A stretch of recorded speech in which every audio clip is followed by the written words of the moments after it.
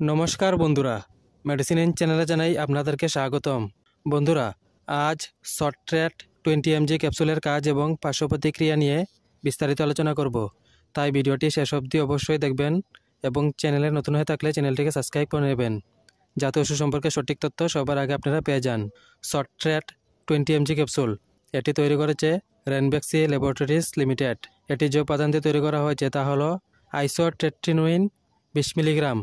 এটি একটি স্ট্রিপে 10টি ক্যাপসুল থাকে।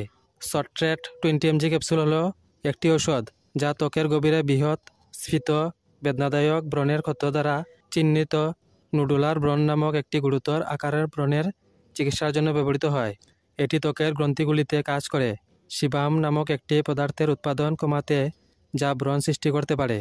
এটিতে একটি অ্যান্টি ইনফ্ল্যামেটরি অ্যাকশনও রয়েছে, যা ব্রণের সাথে সম্পর্কিত লাল ভাব এবং ফুলাভাব হ্রাস করে। এই ওষুধ সেবন করার নিয়ম হচ্ছে প্রতিদিন একই টাইমে একটি ক্যাপসুল খেতে হবে।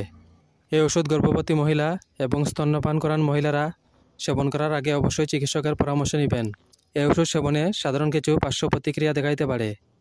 তা হলো বমির ভাব বা বমি, ঘাটে ব্যথা, নাক থেকে রক্তপাত হওয়া, চোখে ব্যথা, শুষ্ক ত্বক, চুলকানি এবং বুক জ্বলা।